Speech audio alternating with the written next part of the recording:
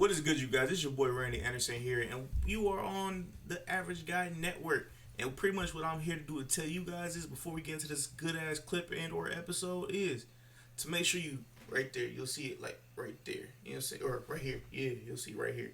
One of the two places. You know what I'm saying? You'll see the like and subscribe and hit the notification buttons. You know what I'm saying? I want to make sure you guys do that. But yeah, man, you'll either be listening to the Word on the Ad podcast, or you will be listening to Unofficial Referees, man. Whichever clip is on here, I'm just gonna let y'all know that. But yeah, man, make sure you like, subscribe, tell a friend, and tell a friend. And if you have anything that you wanna get at us about, you know what I'm saying, via the content, or if you guys have a question for us, you know what I'm saying, just go ahead and let us know in the links in the description below, man. Yeah, man, you'll be able to get the Facebook pages, you'll be able to get the Instagram page, you'll be able to get the link tree, you know what I'm saying, which has everything from SoundCloud, iTunes. Welcome to another episode of the Word on the Ass podcast. I am your co-host.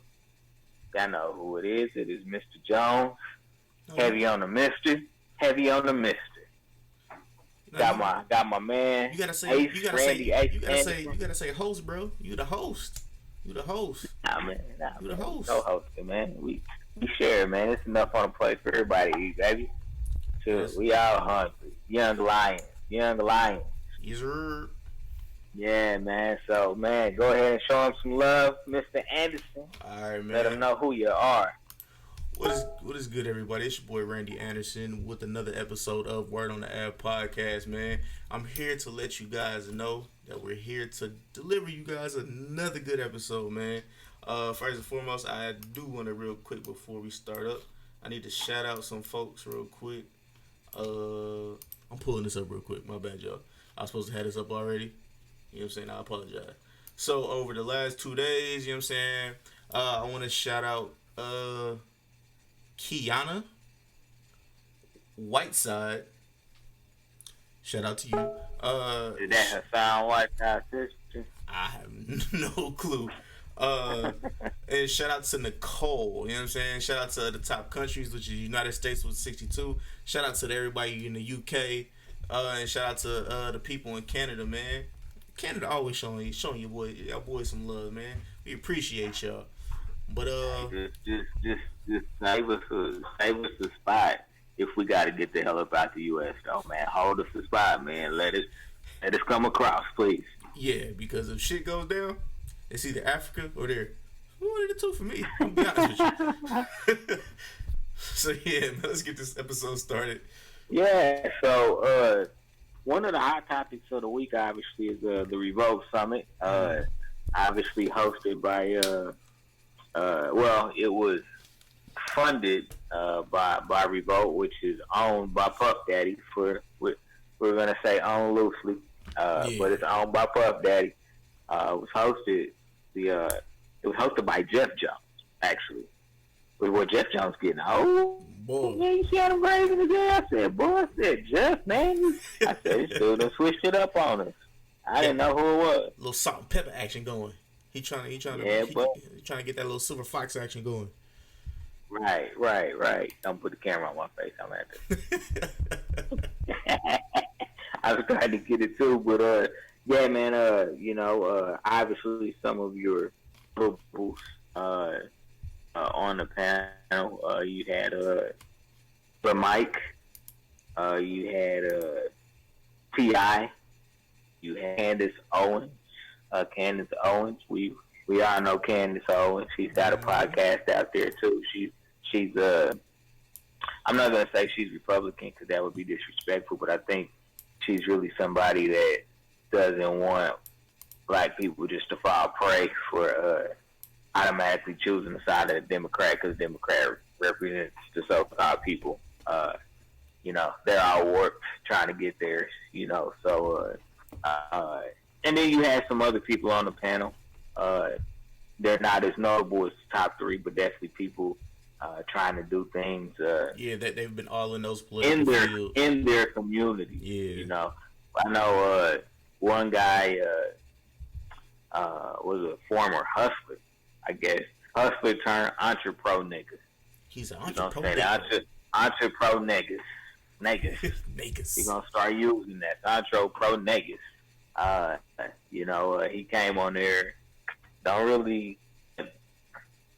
I wasn't feeling him. You talking about the light skin dude, right? Yeah, Chico the Barge. Alright, bro. He it kind of fucks me up. You know what I'm saying? Being a part of the light skin coalition, like, bro, Killer Mike was killing it.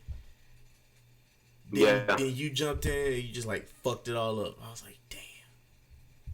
Well, and so the summit in itself was interesting, because I've talked about this a lot, where we have to start relying on celebrities to be our only representatives.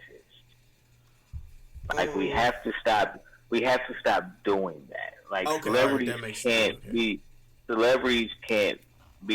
only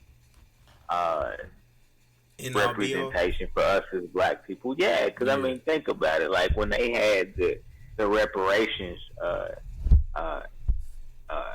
debate thingy. Nah, not the debate. It was shit. I forgot the town hall thing. Hearing. The Senate hearing for reparations. Danny Glover was the best we could find. That was the best we could find. Like that bothers me. But anywho, that I think that speaks a lot to kind of where we are as a culture. Mm-hmm. We've definitely shifted. You can't tell me that there's a Dr. King out there. People don't want to follow after somebody. And that's just part of the generational thing, really, to be 100% honest with you. That's a generational thing where I would say people feel so bamboozled that they trust nobody. Ooh, okay. And so, being able to follow a leader such as a Dr. King or a Malcolm X. I mean, you still have Elijah Muhammad out there. Mm-hmm. You know what I'm saying? He's still out there speaking some truth out there. But you just don't have a ton of real leaders. We don't have a ton of real leadership in the black communities right now. Not anybody we're supporting. You know what I'm saying? Not anybody. I'll put it like that. You know what I'm saying? We quickly attached ourselves to Obama very, very quickly. Or maybe they attached Obama to us. Maybe that's really what it was. Yeah. They attached Obama to us. Gave your president. What's wrong with you guys? You niggas should be happy. Right. So you had those were the main panelists everybody knew. Like I said, you had some other panelists on there. And I think the big takeaway for me was we still haven't learned in a lot of cases how to have a civil conversation with each other. Because, when you're having a conversation about something as serious as what that conversation was, which was, talking about black people utilizing their power, the upcoming election, not everybody's going to agree. And not everybody's supposed to agree. Right. But there's an old saying that you chew the meat up and you throw the fat and the bone in the trash. You take in what's for you, what you can understand, and things of that nature, and the rest of it you just kind of have to just push it out to the side because it's not for you. It's not for you, and I think that's okay. I really do. I genuinely think that's okay. I believe it when there's a difference of opinion, it's important, number one, that you stay respectful and humble. Mm-hmm. And number two, go into a conversation of such with an open mind. Go into it as if you maybe don't know as much as you think you know, and you're looking for opportunities to learn more so than I'm going in here just, basically trying to make sure that I'm heard, and so it becomes more of a shouting match. You lose the ability to be an active listener when you're only focused on your rebuttal and not actually listening and absorbing what somebody else is saying, because everybody on the panel in some capacity made at least a point that was a point or two that was valid. I know T.I. doesn't really care much for Candace Owens. So, he decided to get really, really aggressive with a lot of the things she was saying. And, he came off very, very hoodish is a term that I'll use. Killer Mike came and, he's a very, very powerful speaker. So, when he speaks, people listen. He has some strong points. He is one that you're not going to move silly stuff. I think that's one thing I will say about Killer Mike is you're not gonna move him with a bunch of silly stuff.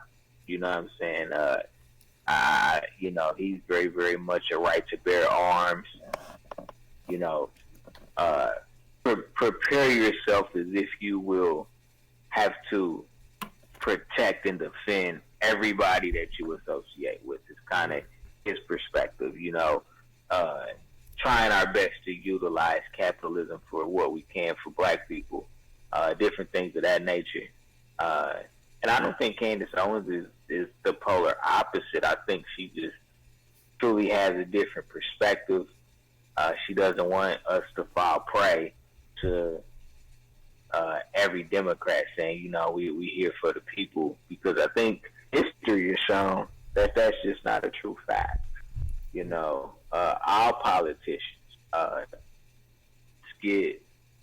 All politicians get super dirty. They look at self-interest instead of interest of the people that they represent. That's pretty normal. I think a lot of that is just due to, money. Take the money out of politics and you'll figure out,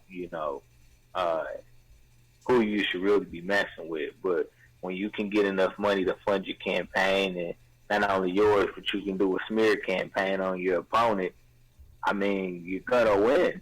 That's kind of how modern day politics is right now, man. It's a showcase, for the lack of better words. So I would definitely like to see more of these. That's one thing I will say. I would definitely like to see more of these. I think that, and we need to air them, because they're on Revolt the TV. world needs to see that this dialogue is at least happening. That the dialogue is at least happening. Because, to white people, like, man, black people don't give a shit, man. All they care about is fucking rims and gold chains. And that's the false perception of who we are as a people. And so we need to put these conversations out there. We just need to learn how to have them a little bit more constructive. I don't know that cousin Jeff will come. Cousin Jeff. I don't think he did a great job at moderating. I think he allowed a lot of extra shenanigans to go on without really checking everybody. I'm not even going to use the word checking, but asking everybody to have a mutual respect for everybody that was on the panel. Not coming across a certain way. Yeah, listen, T.I. was like, because T.I. was very niggerish. I'm gonna say it like it is. He was very niggerish. And you on that bullshit. And I'm like, come on. And everybody was like, come on, man. Yeah. And like, it's shit like, well, I don't mean to cut you off, but it's shit like that kind of like pulled me away from it. I was like, all right, so we're going in a good direction. But all this extra praising when T.I. would make a good point, then Candace Owens would say something, and then it would be boo. I'm like, bro, just let her make her point real quick, and then you can boo. You know what I'm saying? Like, come on, like that's what we get every day with you know what I'm saying? You know what I'm saying? Just dealing with each other in general. That's something that I've noticed, you know what I'm saying, since forever. You know what I'm saying? We take that all the way from the elementary school to the middle school. We never really, we as a culture, you know what I'm saying, a culture in parentheses, have never really gotten out of that habit. You know what I'm saying? So that's why I love what Killer Mike did what I call social engineering. You know what I'm saying? Crowd control. Yes, crowd Crowd control, control for the niggers, for the niggers. because it's just killing that. It's like, no, you got to listen to both sides, cut out all the, what I'm saying, the bias reactions and how you feel, and actually listen to what the person's saying, because they're saying the same things that some of your leaders, like I said, Farrakhan, those guys, some of the things that they've been saying. But like I said, a lot of times, even when people are listening, they're not grasping the message. They're looking at the image. You know what I'm saying? People do it in church, just in all type of various different places. You know what I'm saying? It's like we were talking about a couple weeks ago when I was questioning Ashley about Michelle Obama. You know what I'm saying? Are you falling in love? A lot of people fell in love with the image of the Obamas, but what can you actually grasp from them other than, going to school and, and, can you get the truth from them? You know what I'm saying? Can you get those survival tips from them? You know what I'm saying? Things like that. And like I said, they position themselves in the right way, but like you're saying, we're going deeper, you know what I'm saying, deeper into what you grasping, dealing with the psychology, you know what I mean? And so Killer Mike was outstanding. Man, I thought this thing, man, I thought this whole summit, man, it was a great start for, for a mainstream kind of audience, I guess.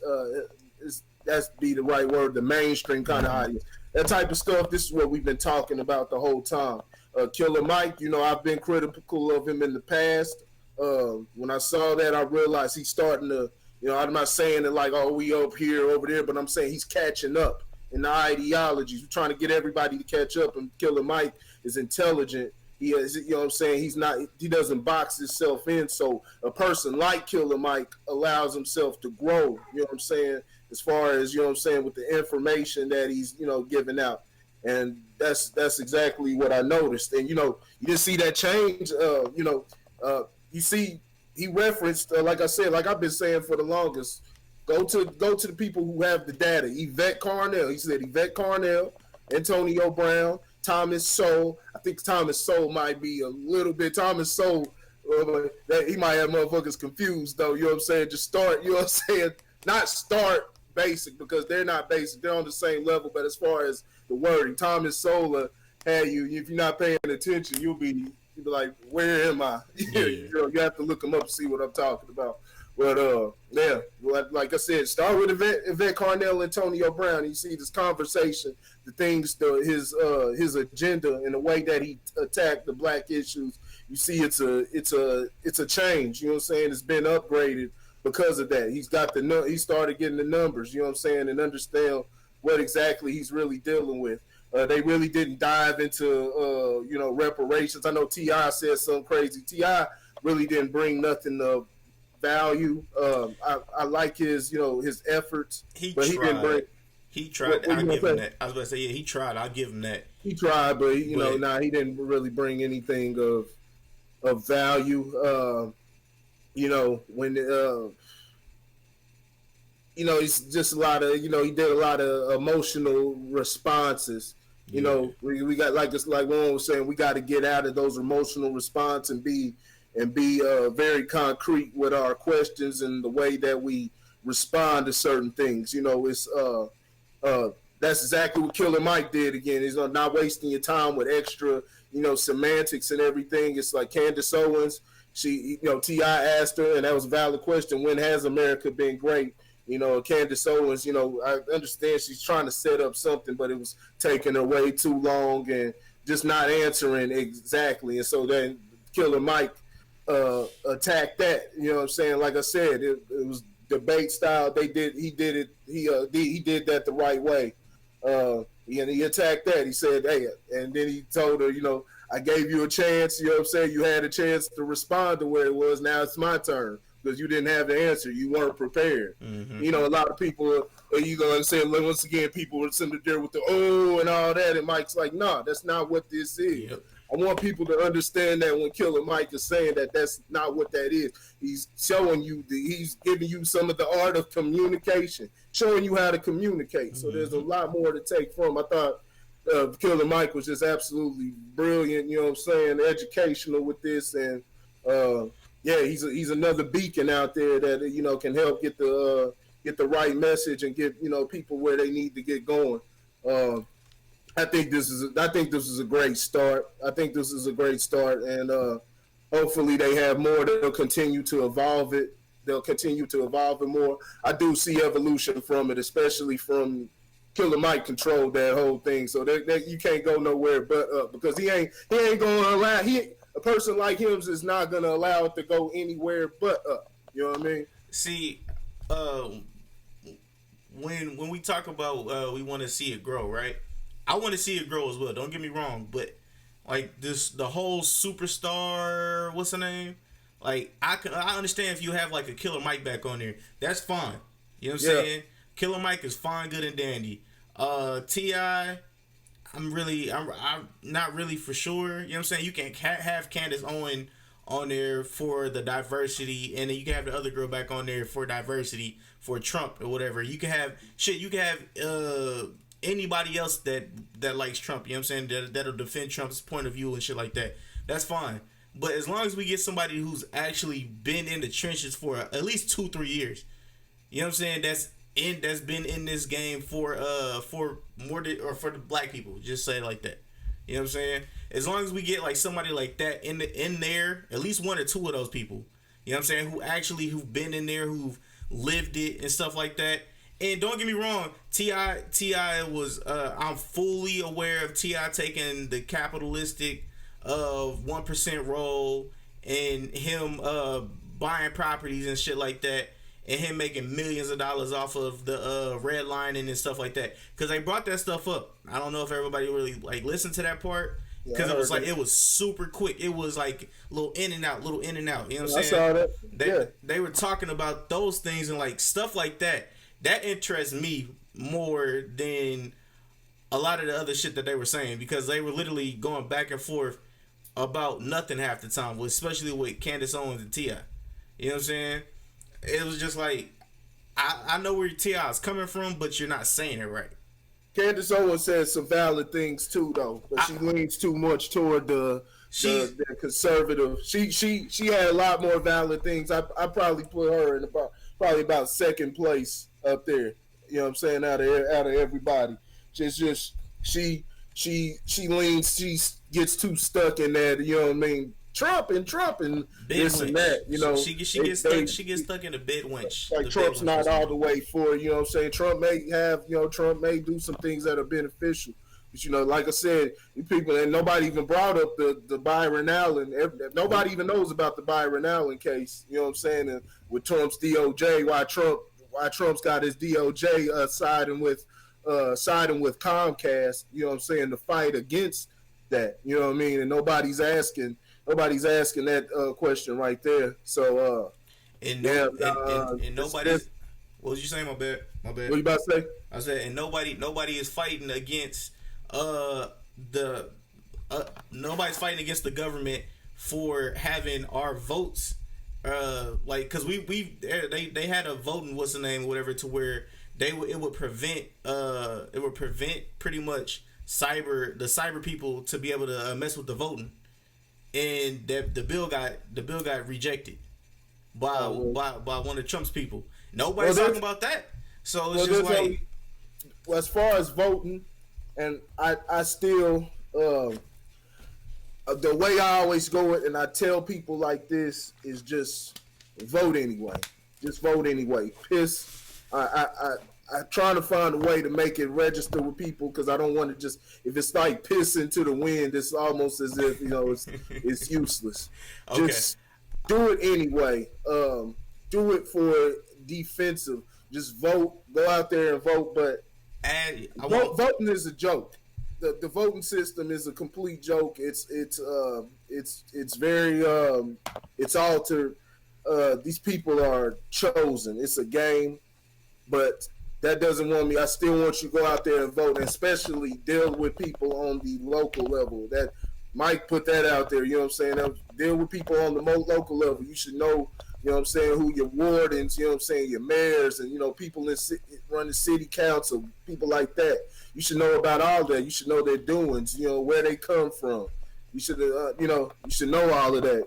I want to actually add something to that real quick. You know what I'm saying? Make sure you do your research on all your candidates, man. Literally, don't just be going in there and just this name sounds cool. This person, I've seen this person on social media. Charlamagne the guy said he likes her or he likes him. You know what I'm saying?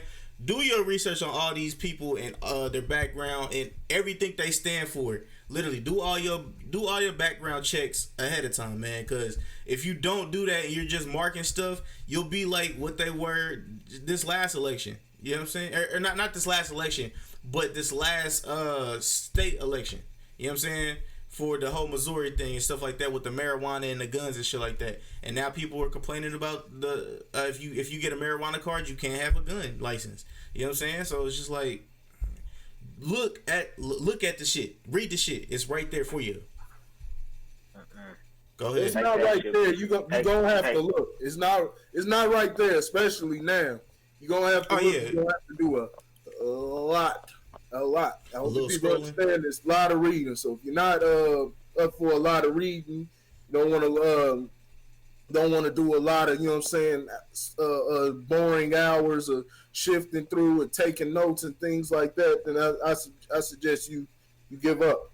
You give up and let us few, you know what I'm saying, fight the fight. You know what I'm saying? Because you're just going mindlessly at this point. So you better be have your head into the books, you know what I'm saying, as much as possible. If you don't you ain't got to start tonight, but set a time to say, damn, I'm going to take off, you know what I'm saying, I'm at this date, I'm going to start doing it, I'm going to take off and then just go hard and take a break and then come back. But got a lot of information that you have to decipher through.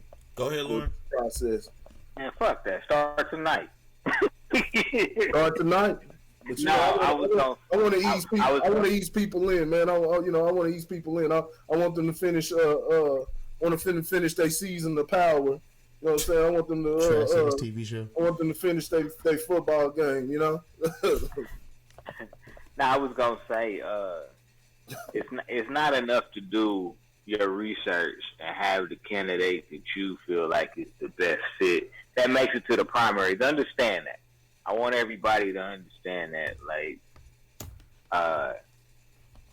only a certain number of people make it to the primaries. Of course, you have your independents and things like that, but even they got to get a certain percentage to get on the actual ballot. But the point I wanted to make though was, if you feel strongly about that candidate, put that shit out there in your circles, man. Open a debate. Or not the debate, but open a conversation in your circles, because the problem is the way that the two-party political system is set up right now. If you're not Republican or Democrat, you're not winning. Point blank, you're not winning. If you're not one or the other, you're not winning. So if you're Green Party or Libertarian or whatever you're running under, you're not gonna win. If you don't subscribe to the two-party system, unless those people that support them really start to talk them up, really start to engage in conversations with others about why this person is better than either Republican or Democrat. Because last election, there was an independent that took about 10% of the vote, something along those lines. He took about 10% of the total vote, but he wasn't ever going to win, and that's the problem. Is the two-party system is so strong, and and that's why this whole the very first summit that they had has to just be the first of many, I want to send a little quick shout out to my little brother, man, down there in Houston. He actually had a gathering at his house with, like-minded people, same age, and they opened up the floor for a bunch of conversation. It was a group. I think the video he showed me must have been about, 15 to 20 people in the room. You know what I'm saying? They're talking about everything from politics to relationships, all that type of shit. You know, so we have these summits where, you know, they're bigger, they're on TV, they're mainstream, but we also need to take it into our own homes. You know, uh, there was a time where that shit was normal, especially for black men to get together and have these conversations over, you know what I'm saying, some cognac, you know what I'm saying, and a cigar. yeah, you know, so we need to get back to that, man. And you know, there's so many there's so many ways to do it now. Like, hell, you ain't even gotta fucking go be in nobody's house. You know what I'm saying? Y'all can have a motherfucking, y'all can have a live feed. You know what I'm saying? You can get on Facebook and start a watch party, and then the watch party turns into a conversation or whatever the case may be. Man, we have to be better about using technology to get the right shit out there, man. You got these young folk, man. I know I sound like a fucking old man when I say that shit, but you got these young people, man. They on Facebook and Instagram and Snapchat, but they can't even pay their goddamn bills online. They have no clue how to take care of business online, but they play games all day. And that's a problem, man. Like, I tell my kids, man, I'm like, look, man, when we in the car, put your shit down. If you don't know how to get home from 5 minutes away, like, if you can't tell me, Dad, you gotta make this right here, put shit down and pay attention to what the hell going on. Mm-hmm. When you're on the internet, like, do some useful stuff along with the fun stuff. I ain't trying to take nobody's fun away. I'm just saying, man, like, we play too much sometimes, you know, and black people, man, you know, we as a culture and as a race have to do a better job of having dialogue, allowing rebuttal to however you feel, right, wrong, or indifferent. Like, that's the thing. I don't have to agree with you to listen to you. I don't have to agree with you to listen to you. But I should respect your point of view and come and, like I said, just come with an open mind. That's factual, but you know, come as if you don't know a goddamn thing.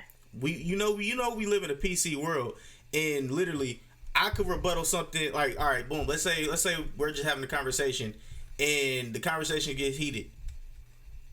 Some people won't be able to, like, take my us raising our voices, you know what I'm saying, at each other, but still staying calm and tossing these things back and forth. Now, if somebody else is in the room, they might take, like, they might just take something that I said out of context and then go and tell somebody else. You know what I'm saying? And so people are scared to have those conversations because they don't want to be taken out of context. Because people are soft nowadays. Honestly, that's how I see it. Fuck them. Like, cause I'll be honest with you. I always try to have, like, I'm down for any conversation. You know what I'm saying? I'll give you my stuff right off the hip if needed. You know what I'm saying? Like, if you come to if I have a thought process on something that I haven't spoken about, but you want to speak about it, boom, let's talk about it. You know what I'm saying? But people are too scared, especially to be online. You know what I'm saying? And talk about some of the shit that I talk about, because they're scared of how people see their perception of them. You know what I'm saying? Oh, he thinks like this, so he's gonna hate me. Oh, he doesn't know what he's talking about, so I'm just gonna shut up. What? Okay, if you have something wrong, if you see something wrong with what I'm saying, let me know. You know what I'm saying? Let's have that conversation and or debate. You know what I'm saying? And you can see my point of view, and I'm gonna see your point of view. If we meet in the middle, that's cool. You know what I'm saying? If I'm able to take something from you and you're able to take something from me, that's even better. So, what was you saying? What was you gonna say, Corey? Fuck them. Keep them pushing. You find somebody that wants to build. You know what I'm saying? That can take it. We ain't got time for emotional shit.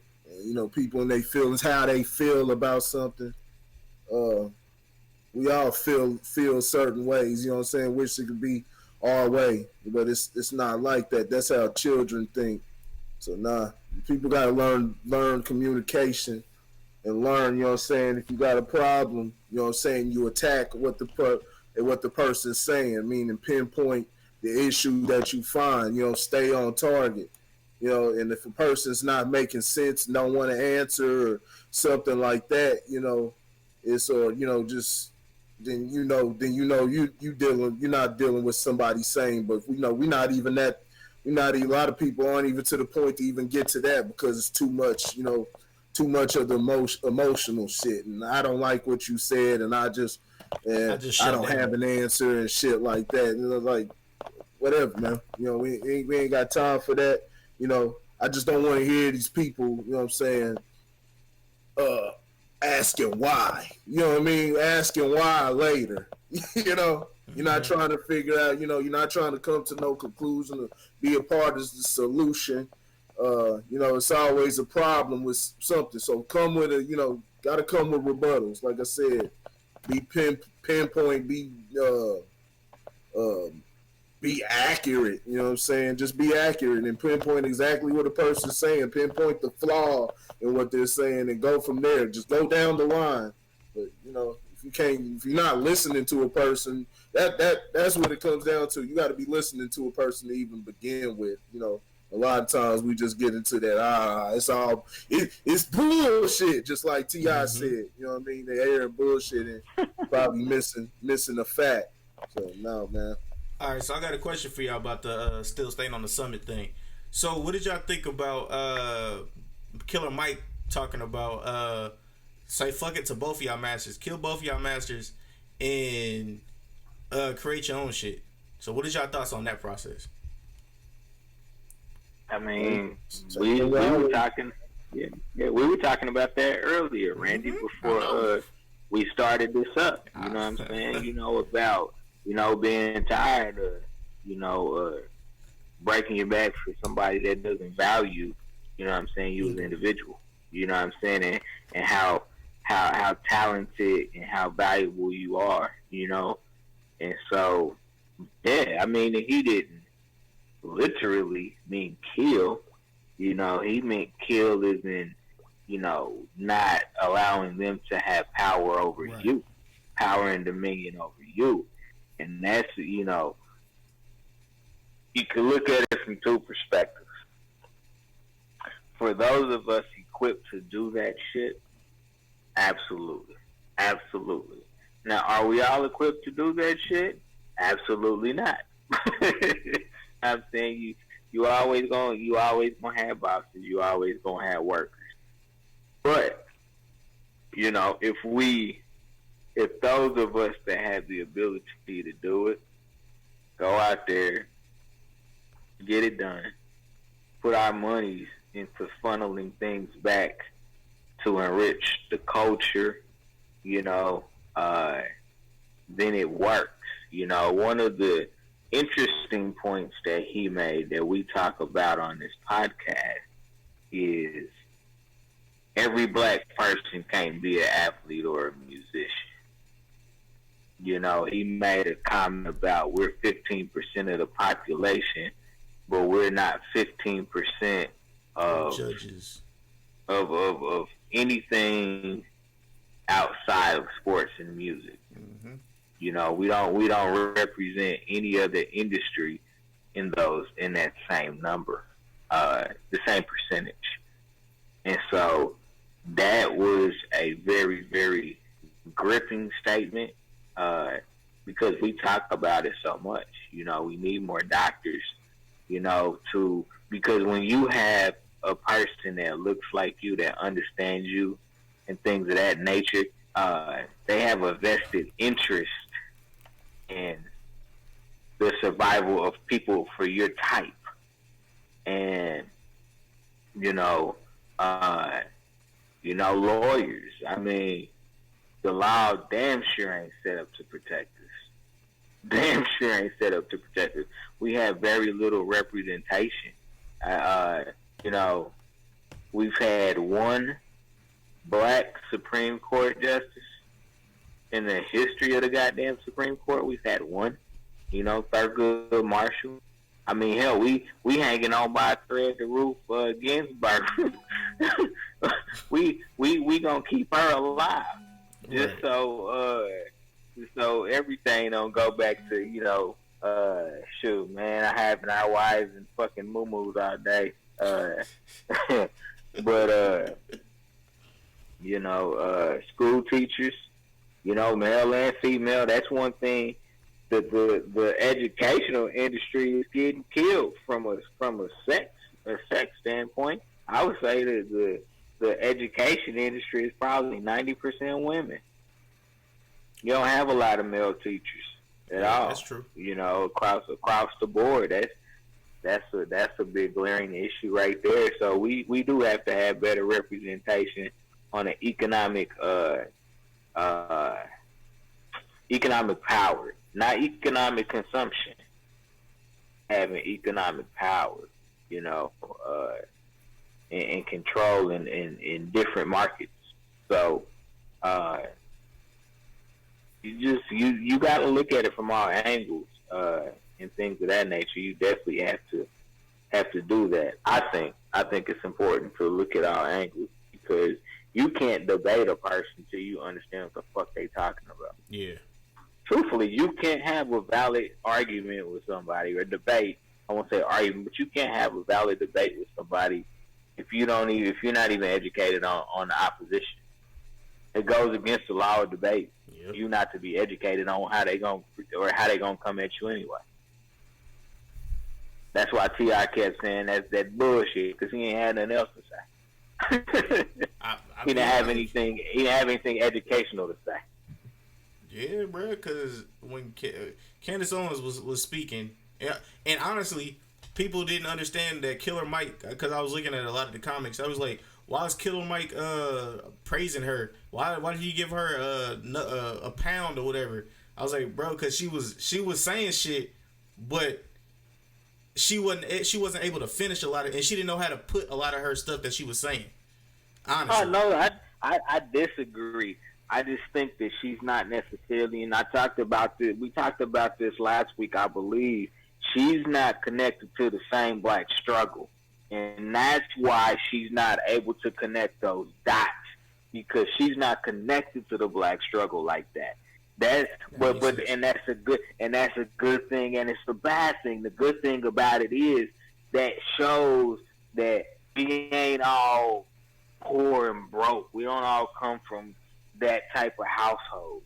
But the negative side of it is not really understanding it to be empathetic about the black struggle, to really understand its true impact on us as a race of people.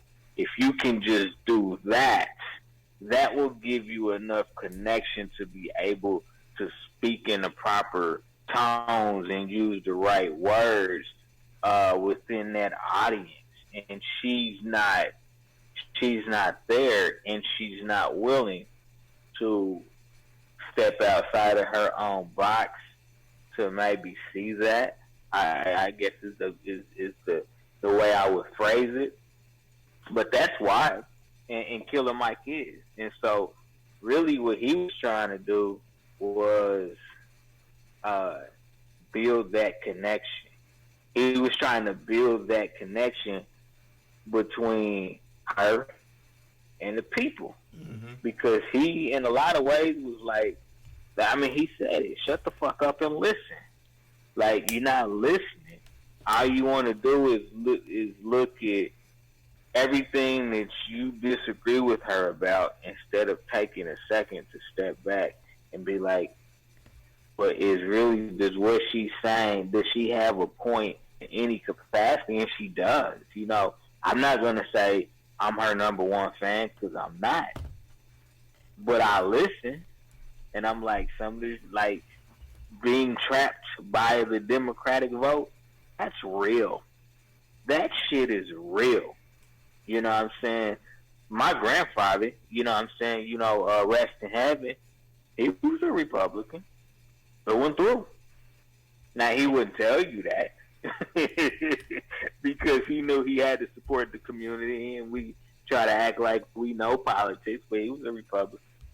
a lot of black Republicans back in the day. There's still plenty of them now. You know what I'm saying? It's just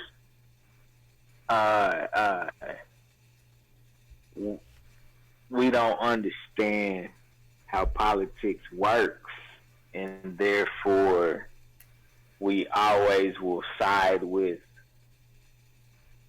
anybody who utters anything close to the sentiment of, we support black people in their struggle, and we're going to do everything that we can to make sure that, everything is fair and everything is even, when anybody really that utters statements like that is just placating your emotions. That's all they doing. I got a good word That's for you. all they doing. Yeah. Pander. Just say pander. Because that's all they doing. That's all the Democrats is doing. Kamala Harris. They on that bullshit. That's all they doing, bro. What they're gonna have to do is you gotta lure racism, racist system out. Because everything you call racist, you call the basic stuff racist. It makes the real stuff, you know what I'm saying? It allows it to slide, you know what I'm saying, undetected. Absolutely. It remains hidden. We overuse the word racism. We overuse it. It may be bigotry. Mm-hmm. It may be discriminatory. But we go straight to playing the race card way too often. Mm-hmm. Way too often. And it diminishes the strength. It diminishes the strength of it. You gotta put yourself in position. See, if you got too many, that are in a decrepit position, you know what I'm saying, in a destitute position, and having to resort to, you know what I'm saying, means, you know what I'm saying, different means. I'm not even gonna say that, we'll say all that. It's like the police issue. It's like when we're trying to decide what is, you know what I'm saying, what is police brutality, or when are they being mistreated versus, you know what I mean, the dude deserved it, or you know what I'm saying, he partook in that lifestyle. Like, it's hard to tell because of the things that we've allowed, you know what I'm saying, infiltrate mindsets. And so that's why we got to be able to start attacking things the proper way, to stop looking at things at surface value. Like, for one, would be expose. When I say bring it out, expose something like racism in voting. Show that there's racism. We see different things, but get concrete evidence, like the Comcast case. That's concrete evidence. Get money together. It's not that much money. There's not that much spending power in Black America, but you can make something do with something if we can get on the same page and get in alignment. You can have different, you know what I'm saying, ideologies and different things and still be aligned. So we can get in alignment, but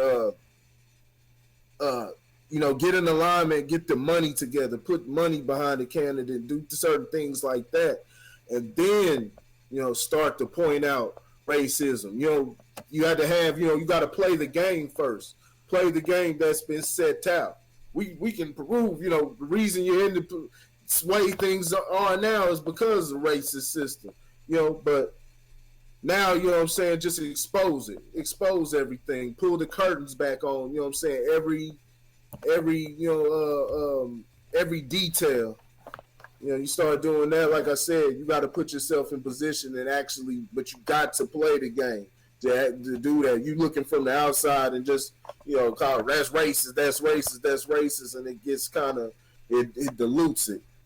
We sit up there calling some little hick from Nowheresville, because they call somebody a nigger, that's racist. You know what I'm saying? Racism is a lot more deeper than that. You know what I mean? If that's, I think they'll take that. The powers that be, I think they'll take that and say, hey, if they see that as racism, well, y'all keep on believing that. And that's exactly what they've done. You've seen them in interviews where they just repeat the word again and again, like they're trying to hammer it home in your brain. And so you'll miss exactly how it works. It's automatic, man. It's automatic. Yeah, Racism is I wanna a force. I wanna make a comparison to sports if I can. Uh, every once in a while, you know what I'm saying? Coaches tell the offensive line, let them in. If they come on the blitz, let them in because we gonna hit them over the top. They not gonna be ready for the over the top, and that's a lot of what they did with when you look at the civil rights movement and things of that nature. You start to let people in, and they actually start to let their guard down. You know what I'm saying? They're not keeping their head on swivel, keeping their eye, keeping a watchful eye on the things that are going around. Because all of a sudden, nah, man, I'm on the inside. We good now. Yeah. You know what I'm saying? Nah, that's not the case. So you got to be careful when somebody lets you in. It ain't let you in before. Why they letting you in now? Right. Yeah. You know what I'm saying? What's the real reason behind them letting you in? It's always something. Yeah, it's always a catch to everything. Yeah. So let me ask a question because we want to have we all three of us have said that we definitely need to have more of these panel discussions. Who would you remove from the first one and add to the second one? Honestly, I would remove Ti. You know what I'm saying? And like, I don't need. We can keep Killer Mike. Killer Mike was good. You know what I'm saying? He came with points, very valid points, and he was giving people knowledge on these books and the people that they need to actually go look up. You know what I'm saying? Take Ti out, put in Yvette Carnell. She's been in the game for a minute. T.I., he's new to this.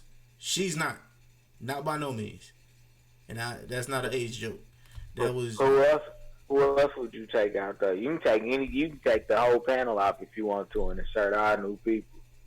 Be honest with you, I don't know any other like big Trump people like that because I truthfully don't pay attention to them. It's not even it don't even gotta be Trump or Democrat or none of that crap. Just have different minds. People just have people up there organically. People when you put them up there organically and you put the different minds, they'll bump heads on different things. I mean, there's so many people that, of course, you got the killer mics. I don't know about all about the game of adding and removing. I will say there's a plethora of people, just so many different people that have something to bring, you know what I'm saying, intellectually to the table. I mean, so you got the Yvette Carnell, Tone Talks, of course. Killer Mike, he's good up there. David Banner, Claude Anderson, like I said, the Thomas Souls, I like Michael Eric Dyson. So many greats. No, Michael Eric Dyson. He's sharp. He's sharp. Oh yeah, I'm not saying he's not sharp, but I'm just like, I don't know. There's so many different people. And put the Cyrus Suit and Setties, the young Pharaohs. All type of people up there that got a good sense, of what's going on. Like I said, they all see things in different ways, and they'll clash. They'll clash naturally. I mean, the list goes on and on. Star, all of them. Tommy Sotomayor, the real Dana. A lot of people out here, man. He said Tommy Sotomayor. That shit would be. That shit. I just thought about it. That shit would be funny. That would be hilarious. People gotta get unsensitive. I know people, you know what I'm saying, in their feelings with them, but they gotta get unsensitive and listen to what the person's saying. The dude has got a lot of logic. Brother Polites. I mean, the list goes on and on. Shahzad Ali. No, bring Polite up there. Polite has things that I don't. Yeah, I mean, I'm talking about people that know, that understand conversation, and they stick to their what they believe. They stand on it, but not only will they stand on it, they'll bring facts. They'll bring facts to it, and they'll actually argue their points. They understand conversation because when you have those different debates and stuff, it helps. It builds the mind. You know what I'm saying? You're able to You brought up a bunch of differ in wordsmiths. between to say, okay, okay, I'm seeing it. When you compare this, you may have thought this way, but then when you compare it up against this, what he's saying over here, you're like, yeah, that makes a lot more sense. That makes a lot more sense. You know, when I sit back and think about it, you know, people aren't stupid. So you know, there's so many people. I know a lot of people are critical of Dr. Boyce Watkins. I like Dr. Boyce Watkins. Yeah, I like he's good. all the different, you know what I'm saying, the minds out there. You know, it's Sandy Darity. I mean, just keep going on. Yeah, he just There's named a a lot bunch of of people you can wordsmiths. put up there. You named a bunch of wordsmiths, but you also named a bunch of manipulators. Well, a few manipulators. I ain't gonna say a bunch, but mind manipulators. I'll say mind manipulators, not just manipulators in general. Huh? I'll say mind manipulators, not just manipulators. Who's a mind manipulator? I'm not gonna say no names. Go ahead, say I'm not gonna it. say no names. I dog. got who's a mind manipulator? It's a couple on there that are mind manipulators that I admire. What's the first name that I popped up? admire for that. I'll be honest with you. I do admire that. I'm just like, ooh, the way that they do that shit, that was good. It was good. You can't be manipulated. You can't be manipulated if you do your own research. You can't, but you can manipulate everybody else, and that's what they do perfectly, damn near. Who's the first name that pops up when you hear manipulator? What's name one? I'll name two of them. Donald Trump. Donald Trump. Young Pharaoh does it good. Young Pharaoh does it decently. I really like the way Young Pharaoh does it as one of the young guns. But also Polite does it as well. Polite does it as a more veteran type. You know what I'm saying? And like, I'm somebody who watches people. You know what I'm saying? I'll be honest with you. I know that sounds weird. Whoop-de-doo. You know what I'm saying? But like, watching interviews and shit like that, if you watch some interviews and you watch how certain people or how they go at certain people, you start picking up on little shit. And I'm just like, oh, got you. All right, that was good. That was good the way you just flipped it on him and you brought him to your side, or you flipped it on her and you brought her to your. I got you. You know what I'm saying? I got you. I just. That's just me, though. I don't know the foolishness. I've seen foolishness with all type of different people. Nobody's perfect. They're human. The people I'm naming are people that if Young Pharaoh has come a very, very, very long way. You know, he's come a very, very long way. He's got a lot of good information. You can't be manipulated. Only if you, like I said, if you actually do what you need to do, and you know what I'm saying, follow instructions, there's no way possible you can be manipulated. You know what I'm saying? If you get manipulated, that's shame on that person. That's shame on you. You gotta use common sense. You know what I'm saying? When we listen, there's a lot of things. Now, if we're talking about business and you may have bought a shirt or some stuff like that, they say things about that with Brother Polite and things like that. I'm not talking about that. That's a whole nother thing. Yeah, that's completely. A whole nother thing. You got the Umar Johnsons, but we're not here for that. See, nobody's here selling anything. We're bringing minds. It's a debate. You know what I'm saying? Different ways, different debates. Meaning you got to come with it. There's no I can't even think of a way you could be manipulated. You know what I'm saying? It's ways. It's ways. You said what? Help me make sense. What is the way? Because this is what we're talking about. We got to get black people past this point because then they'll start looking like, oh, that's just a manipulator and things like that, and we won't even listen to the message. Everybody's verbiage is way different. You know what I'm saying? If you have a higher vocabulary than another person, they can use certain words that you might not know of, or you might know might not know the definition. But you might be able to put context clues together, and they might make it seem like something different. That's just one of the ways that I know of. You know what I'm saying? Because you can it's easy to manipulate somebody who's not as smart as you are in a certain realm. That's not. Yes, bro, that's manipulation. That's not their fault. Yeah, that's not their fault. I'm not saying it was their fault. I'm just That's not saying. their fault. See, it's not because those guys, all each one of those guys, they tell you over and over again. See, they debate their points. Every one of these guys I watch their videos. that I watch because I vet these people. Every one of these guys tell you to do your own research. Look it up that is for yourself. That is factual. They do, but people don't. If a person gets manipulated in the process, that is not that person's fault. The only thing the number one thing when you're listening to these people, you should remember that they are human. The number one things that each and everybody always says, Farrakhan says it, and it is the number one rule. Do not take my word for granted. Open a damn book. Open the references that I give you. They have to bring references. And 9 times out of 10, they reference where they got their information. So when they do that, you don't just say, that sounds right, or, oh, that don't sound right. You say, okay, let me pause that. We have video, we have YouTube, and let me rewind that. Let me hear what he said again. Let me write that down. Bam, let me write that verse down and then go to that and read it for myself. Or let me look up that word. If I don't know what that word means, let me try to look it up and see what that means. You know what I'm saying? The definition, so I can understand the context of he's saying. Only the dummies can get manipulated. But you did say one thing. You said common sense. Remember, common sense is not that common these day and age. Well, you're gonna have to. God damn it, people gonna have to catch up. People gonna have to catch up. That's just that simple.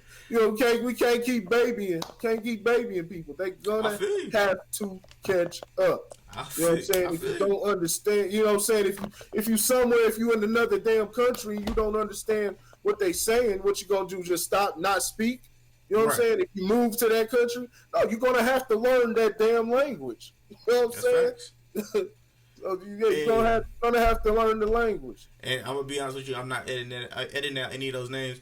And those were not shots at all, because literally, I studied Joe Budden. Joe Budden is a mind manipulator. He used to do that shit a lot, and motherfuckers did not know what the fuck. Niggas was like, wait, what are you talking about? He does not manipulate people. Yes, he used to do it. He used like his interviews back in the day. He would try to manipulate the people that he was getting interviewed by. So I admire those people. That's what I'm saying. Like that's not no shots towards none of them. You know what I'm saying? I just admire those people, how they were able to convert people so easily and so effortlessly just by just saying a couple words and tinkering with their minds. That's it for me. That's anybody in general. Anybody with a presence, a public presence, and I don't want to stay on too much longer, but anybody with a public presence, they have that. They get that automatically. People by the millions. You know what I'm saying? That's what fans are. A fan is a fanatic. You got people that do it with football teams, and you know what I'm saying, and singers and things like that. Anybody with anybody who has a platform, a large platform, they're gonna have that. They're gonna have that automatically. They're gonna have a ton of biased people, you know what I'm saying, that are just starstruck. So that's just something that you expect. Like I said, they do the math, they do the numbers, you know what I'm saying. They say, you know, like I said, you got the 5%, the 10%, you know, the 5% who lead the blind, the 10% who take advantage of the blind, and the 85% of the people who are blind. When we see it, a lot of people just don't have it. You know what I mean? So yeah. You know, you gotta expect that. People gotta catch up though. You know, but it's gotta get uncomfortable first. See, you're too comfortable. It's not bad enough. You know, you see it on the news and all that. You know, we see it on the news. It's you know, all the type of different tragedies or whatever, or different rules that's been put in play. Different, you know, we already losing a lot of rights, but it's not uncomfortable yet. You know what I'm saying? We enjoying life. We enjoy life. We're content with what we got here. We can complain, but our actions show something different. We're content with what we have. You know what I mean? We want to grow old, live in a nice house, go watch, you know what I'm saying, theater or whatever, musicals, and go out, enjoy a night on the town. Like, we want to soak in the visuals. We don't want to see it get dirty. We don't want to see it get bloody. You know what I'm saying? For our rights, we're content with where we're at. So it's not going to happen until, as a whole, it's not going to happen as a majority until it gets really uncomfortable. Until then, it'll be the people in the minority, fighting. You know what I'm saying? Fighting for the protection of just people in general. Yeah, I got you. Bad. Well, let's segue from power to the people to power to the pistol. Corey, I know you would send an article out, talking about a guy that was able to defend his home. When some robbers basically tried to break into his house, he had some assault rifles. It's weird. It's a weird story because go ahead and speak on it. They say he broke. They say he didn't break. They didn't break in the house. The guy was with two other people, and they were on the front lawn. So it's weird. They were on the front lawn, and they were approached by the teenagers. 3 teenagers were murdered. You know what I'm saying? Well, not murdered. They were killed. Murder is something, cold-blooded and things like that. Now, they were killed in self-defense. It was said that they came to rob them. Somehow a shot, dude started shooting. None of them were hidden. One of the perpetrators, one of the robbers started shooting. And the homeowner returned fire, you know what I'm saying, and struck all of them. And a neighbor, they claimed the witness, they heard what was going on, and they said they heard a pop sound like a handgun, and then they heard some louder shots, sounded like a assault rifle. So, Okay. My bad. So in your opinion, this particular incident was a reason why the notion to ban assault rifles in homes should not even really be up for debate. Right. It shouldn't be up for debate at all, because we're seeing there's all types. These stories don't get talked about because they try to avoid it because they want to push their narrative. But it saves people. Like I said, you don't. If you're gonna take assault rifles, take it from the military. Take them all from the military also. They're human. You know what I'm saying? A person could turn on you at any moment. Have a change of mind, believe their way is the right way, and they try to implement things by force. And that's the whole point of having the right to bear arms. But not even. What you about to say? When you say take it away from the military, you saying take it away from the military as civilian?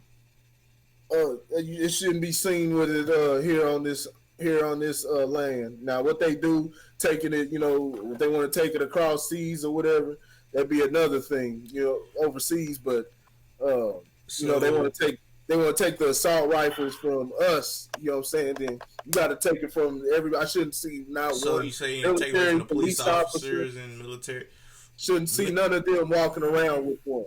I shouldn't see that. Military, I could see. Police officers, definitely not. Why military? Why should a military officer, Randy? I'm posing this question to you, Randy. Why should a military officer in a environment surrounded by civilians be able to carry an assault rifle? What would the reasoning for that be? The only reason why I'm saying the military dude is because I don't see military people unless you're on a military base. Then I'll leave it like that. If it's a military base, I can see that. But outside, with civilians, I don't think you need it. Why do you need it on the military base? Because it's a part of the military. So I guess so. Military base, military protection. I'm not disagreeing with you. I'm just asking the question. No, I know that. I'm just saying it's just I I don't really know how to say it besides it's a military base. So they have to quote unquote keep the military base safe, right? You get the automatic rifles. It is. What about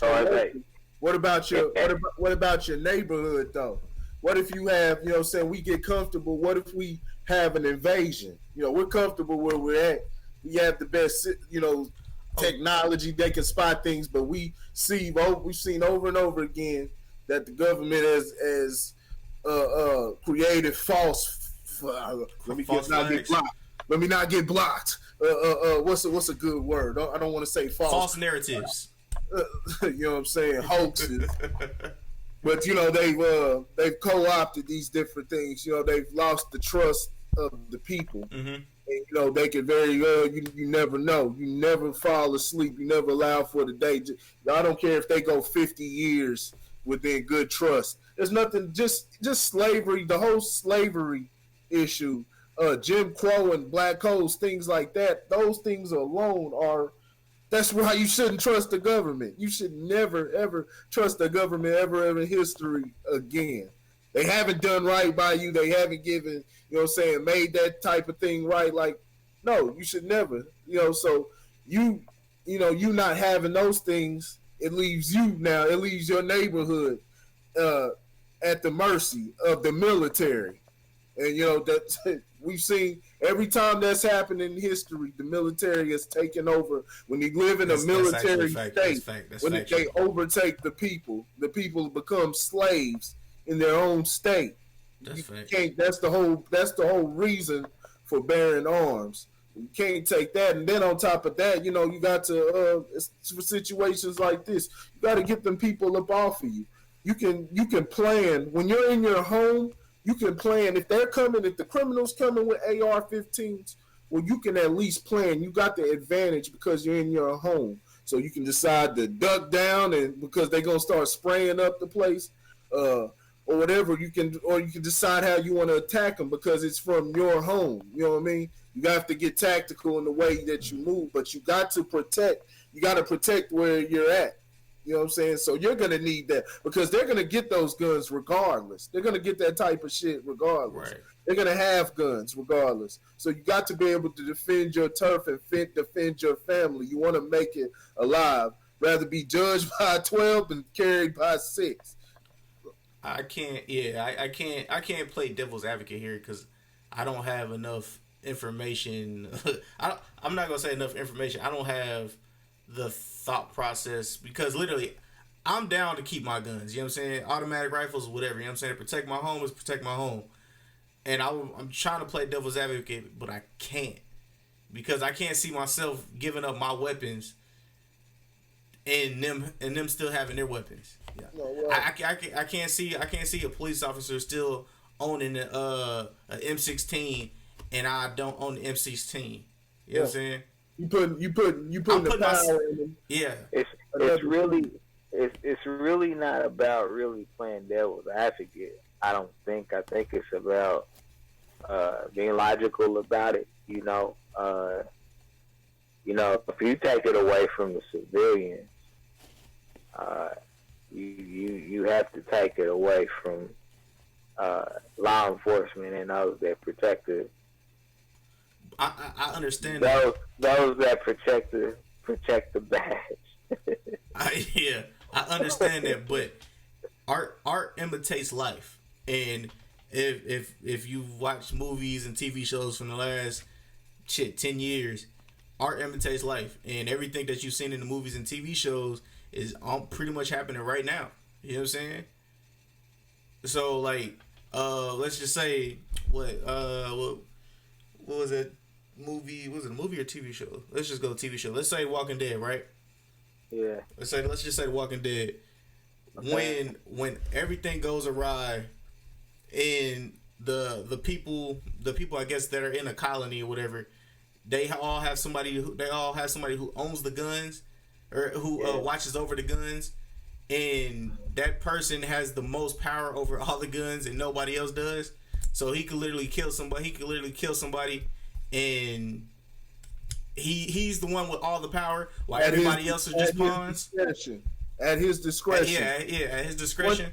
So that means you have a master. You have somebody who is controlling your daily life, which makes you a slave. You can't never be free. It's when you give governing power, understand that you're giving governing power. So that means you have to do some adjusting also. I gave you this, okay, I gave you a little bit much too power.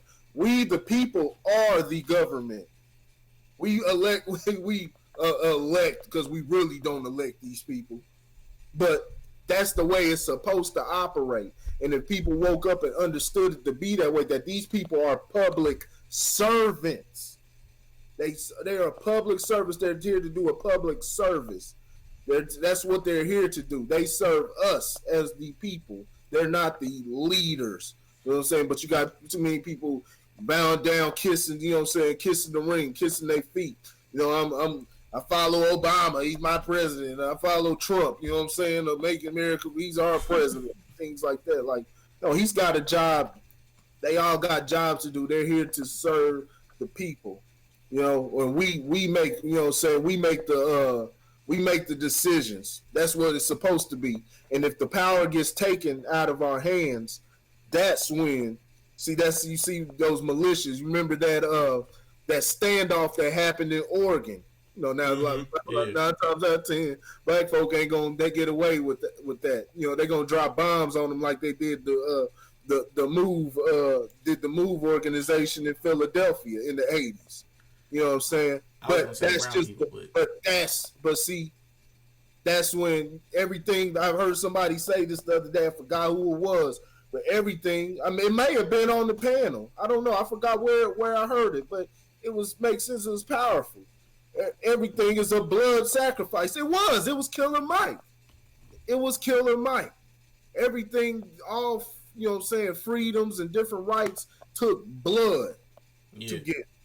You have to stand on your morals and can't let nobody scare you off of your square. See, and when you do that and when you take those stances, that's what draws the racism out. You know what I'm saying? The devil, the demon out. They have no choice but to come out and meet you because they got to nip you in the bud. They don't care about exposing themselves because they got power. They feel that they can sway the public regardless. Think of how many times that we've seen them. They do it throughout history. They stick their head out. They stick their head out. You know what I'm saying, and expose themselves. But people feel so powerless. It's all like, we'll just pray about it, or we'll just go on about your day and live life to the fullest.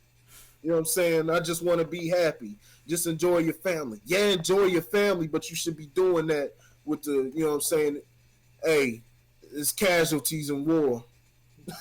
It's casualties in war. So you should be enjoying your family every damn day, every moment. You know what I'm saying? You got the chance, but you still got work to do. Yeah, I feel that one. Just don't give up. Do not give up your damn rights. Don't give. They've been taking it before the longest, and 9/11 was the biggest way for them to do it. Like I said, you always get something in return. They'll give you something. They'll give you something that make you comfortable. You know what I'm saying? The things on the internet, you know what I'm saying? Snapchat, face, you know, all things like that. But everything is always going to come at a price. As long as you remember that, you know, you'll be fine. You know what I'm saying? You can indulge in it and do what you want. Just remember that it comes at a price. Ain't nothing in this damn world free. No more free, Randy. No more free.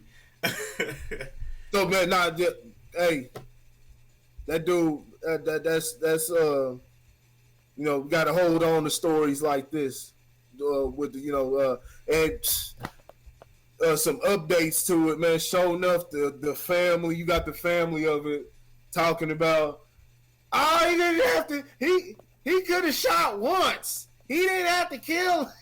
What? He didn't have to kill them. You know what I'm saying? That was excessive. He could have shot once. What? Just gotta. We as a people just have to inject the level. Just inject every chance we get. inject common sense into the minds of the people around us. Be like Killer Mike. Be a social engineer, because that's the only way that it's gonna change. You can't just let shit like that go. But yeah, you got a whole family of them talking about, yeah, this is I need answers, and they didn't have to shoot him that many times. They could have just shot one time and gave him a warning, and lacks all common sense. You know what I mean? That's a selfish way of thinking, that we don't care, until it happens to us. You know what I'm saying? Right. They're not gonna be saying all that shit then. But you know what I'm saying, people are so one sided, and it's just a flat out selfish way of thinking. So that's the update to that. And so far there's been no charges. I didn't get the names of the people. I heard two of the victims, two of the boys, two of them were brothers. But yeah, I mean, unfortunate, especially, with them being teens. But like I said, that's the consequences. And they should be, they're an example. They're an example. The parents can't be mad about nobody but themselves. You ain't even got to be mad at yourself. Because who knows, we just assume. We assume that they come from bad homes and things like that. Don't get me wrong. I'm not by no means assuming that they come from bad homes and not like that. But parents don't, like, a lot of parents don't really speak to their kids on a daily. Yeah. So, but a lot of that, like I said, I don't want to put that. We have that when we get the information. Like I said, we should be moving forward. Should be, a lot of times it's kind of tough, especially in the single. That's the whole dynamic of the single. You know what I'm saying? Whether it's father or mother, but a lot of times it's the mother. You lose a lot of time. It's time consuming. You know what I'm saying? Trying to get your kids, especially if you got multiple kids, trying to get them to point A to point B. Then you got to work, and then you got to find time to educate. We're talking about dealing with human beings. So, they're going to have to get that fire in their ass and do it. They got to do it. It's just got to happen, because it's an assault on the children's minds today. Motherfucker could be from a good home, but, going by the music and going by what they see and what the majority likes, they'll get sucked into the bullshit just as well. So it's like I said, we gotta be social, and we gotta be social engineers and nip everything in the ass. You know what I'm saying? It's like, no, I ain't having this. No. You gotta be Kawhi Leonard with that shit. You ain't letting nothing fly. Can't let nothing fly, because the first thing you let go, I think it's all right, especially when dealing with the children. I mean, yeah, I definitely agree with you. I definitely do agree with you, man. But I'm coming from the standpoint to where speaking to an adult at a young age, you know what I'm saying, being checked up on every day, and hey son, how's your day? You know what I'm saying? What did you do today? You know what I'm saying? How was school? Just little shit like that. You know what I'm saying? And like actually growing up and will have these talks with my parents about life just in general. You know what I'm saying? Like that's some shit that I want to do, because I want to make sure, like, I want to make sure you hear this from me first before you hear it from your little friends. You know what I'm saying? Because your little friends, they don't know shit. Oh yeah, that's of course. You know what I'm saying? They don't know shit. And mind you, I don't have kids right now, and I don't know if Corey, I know Lauren has kids, but you know what I'm saying? That's what I tell my nieces and my nephews and stuff like that. Like, and like the little kids that be around me, like, man, if your parents ain't talking to you, I'm here. I'll talk to you. You know what I'm saying? Like, what's going on? Because you look like you've been down, da. I'll have those conversations with kids. You know what I'm saying? So that conversation, bro. Your kids need it. You need it. Everybody need conversations, because a lot of these kids need therapy. A lot of people are having conversations with their kids. It's just about what is the content of your conversation. If you're talking about the right things with your children, a lot of people are having conversations with the kids, but at the same time, they trying to be their children's friend. True. You see That's Cardi B today? So they having people are talking. That's what I'm saying. We got to be detailed because we just say, "Hey, talk to your kid every day." It'd be a motherfucker sit up there talking to their kid, talking about their relationship problems and stuff. And I talk to this dude every day. He got a little kid sitting up there, 10 years old, 11 years old. Like, really, mommy? Like, if they trying to be grown and shit like that, like. Nah, man, it's about the content of what you're talking Substance. about. Like I said, that's why we got to start somewhere. People got to just fucking, first of all, use common sense. Stop being fucking emotional. Let's start with that. And before we even get to the research and history, stop being emotional and keep an open mind to everything. Keep an open mind. I agree with it. Lauren, what you got for us?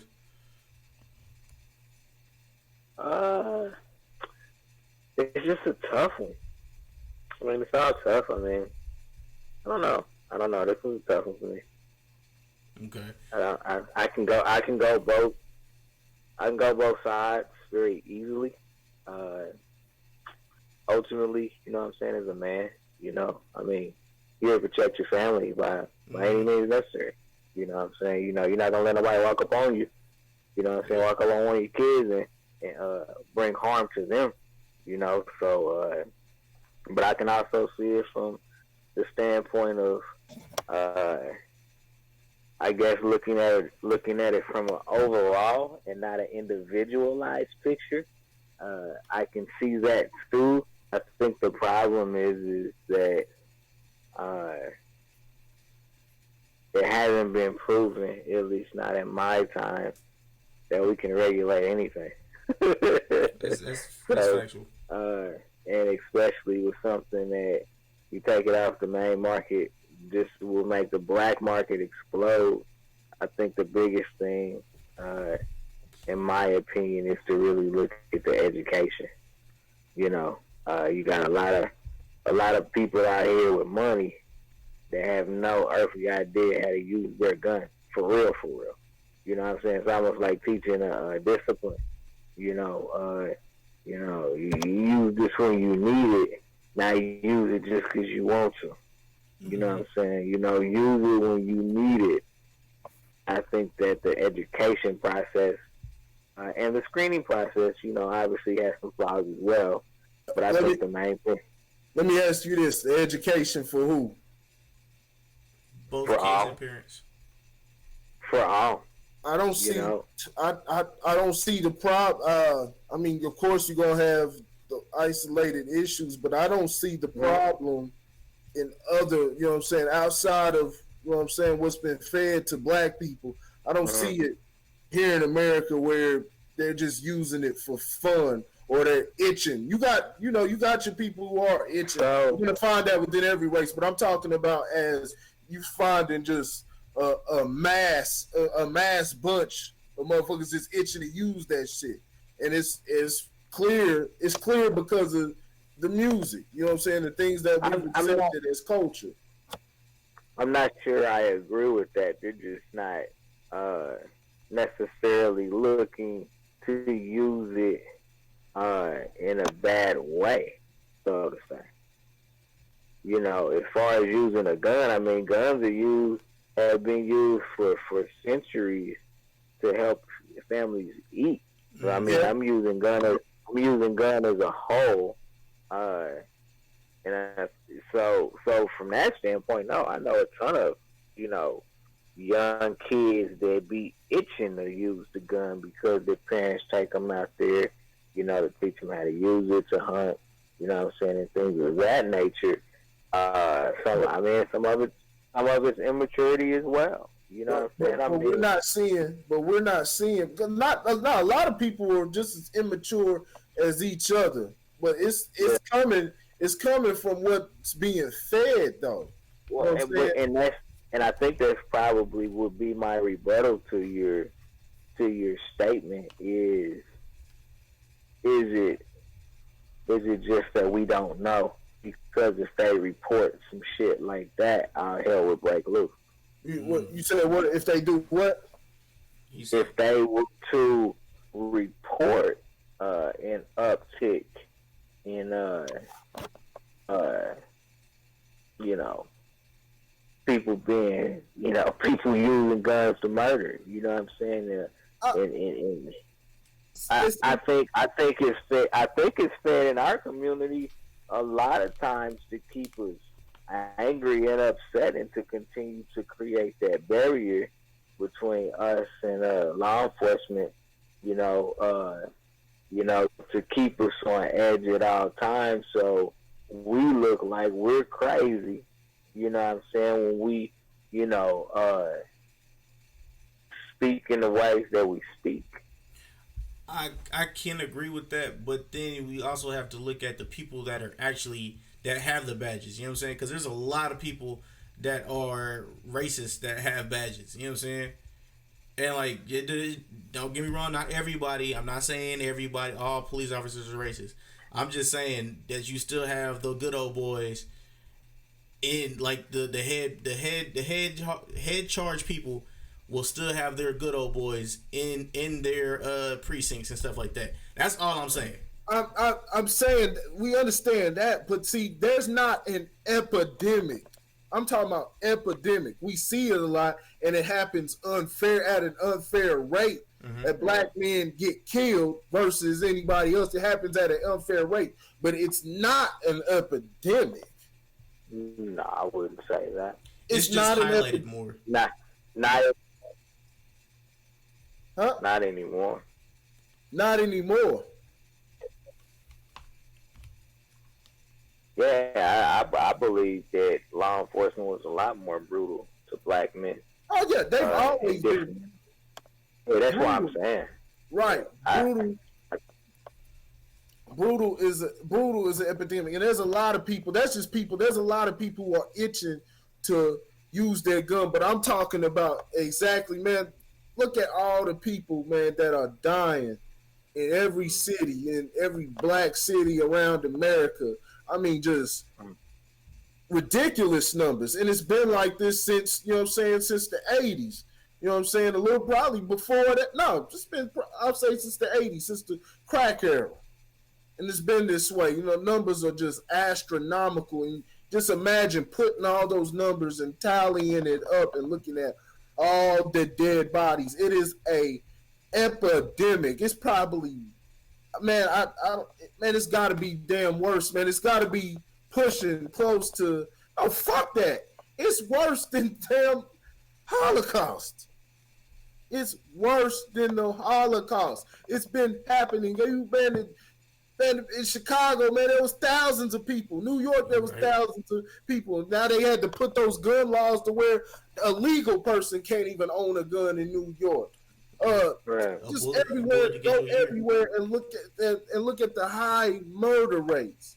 It's an epidemic. There's something different that has hit. You talking about it in our community? Huh? You talking about it in our community? Yes. So that's what I'm saying. Like, I think that, they continue to feed hostility in our community. Yes, they feed hostility. It's not fed in other communities as much. I'm not gonna say at all, but it's not fed nearly as much as it's fed in our communities. And it comes from a lot of different angles too. You know what I'm saying? You can't ignore it. You can't run away from it. It's just shoved down our throats, But I think but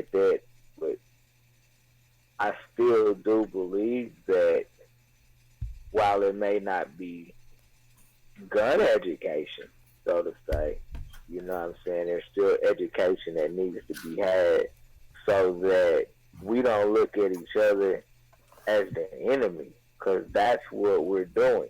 We look at the next man as the enemy, as a threat to us being able to survive, so it's me or it's you, and that's not, in a lot of cases, that's not the case, but that's how it's fed to us as a whole, and in our communities. It's fed that the dude to the right or the person to your right or the person to your left is really the enemy, and so then you on edge about the people that really have no intention of any type of harm until you come at them. And then it does become a conversation or a situation of it's me or it's you because of the natural hostility that's breeded. So I think at the end, to me, at the end of the day, and I know I probably sound like a old fucking, you know what I'm saying, bum, but I think in a lot of cases, the lack of knowledge is what leads to a lot of the destruction, it's because there's a lack of knowledge, not because, somebody just went postal and went crazy. Those things do happen, but they are anomalies. People going postal. Those are anomalies, but when you look in our communities, it's the way we've been fed the information and the fact that nobody is, I ain't gonna say nobody because that wouldn't be fair representation, but we don't have enough people going against the grain, saying, no, don't stop listening to that bullshit, you know what I'm saying, because he's made a lot of money off of that message. Sadly enough, we've made a lot of money off the message of hostility in our own community. We made a ton of money off of it. Yep. Which is sad, but it's true. That's how the game works. Yeah, that's how the game works. That's how it's set up. Make it look like that's your only option. Yeah. So, but I'm not one to be an advocate for removing guns out of people's homes, assault rifles out of people's homes. Like, I know Randy and I were kind of talking about this a little bit, and I'm like, you know what I'm saying? I've been educated on how to use a shotgun.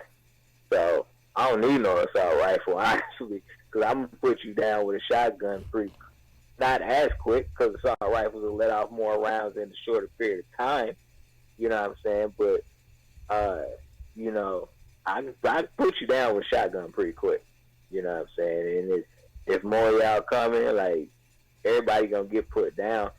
I always try to be alert to my environments, though.